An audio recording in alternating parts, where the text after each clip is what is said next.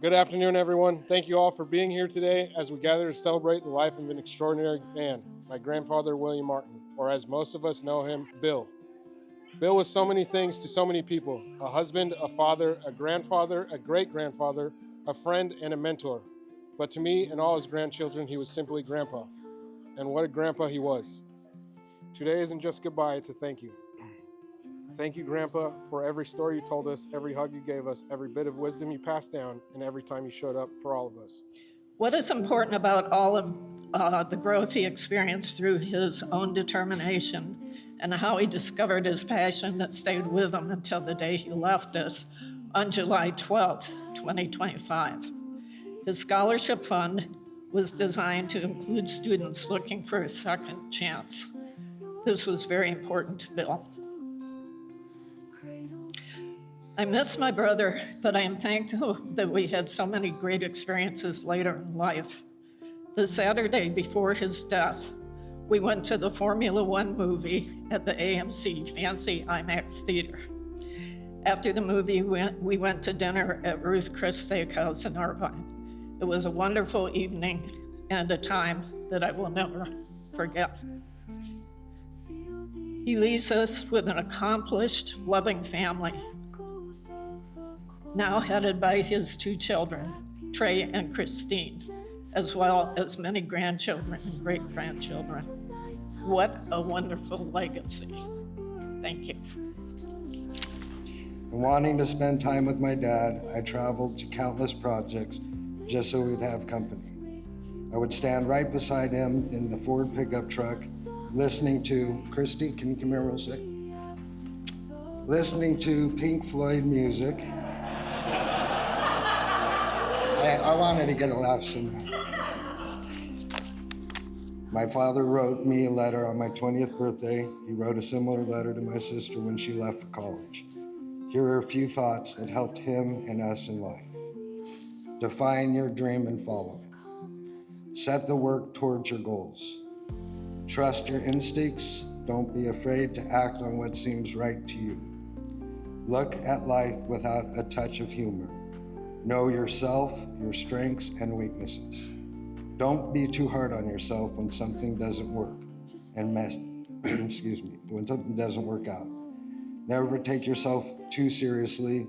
Learn to laugh at yourself and mistakes. Look for a career that is fun for you. If it gives you pleasure and satisfaction, the money will take care of itself. Don't be afraid of taking reasonable risks. Mistakes and failures teach us more about ourselves than do our successes. I want to thank you all for being here today to celebrate my dad. Seeing so many of you here means the world to us. You're here because my dad meant something to you. He was your friend, he was your mentor, he was your inspiration, and he was all those things to me. My dad means a lot to me. He lived his life on his terms. He didn't waver, and at times that could be challenging for all of us. But upon reflection on his life, he was never afraid to be true to himself. He loved to drive. The open road was his path to adventure. It gave him the opportunity to contemplate life, to remember, and to plan. He loved to walk.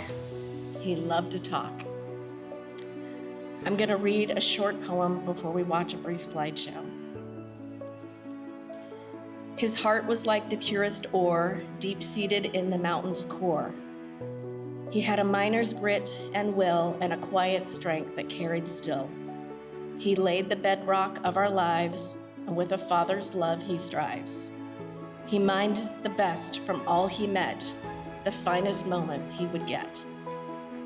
The tunnel's dark is left behind, but his bright legacy you will find, and every laugh, in every plan, a testament to this great man.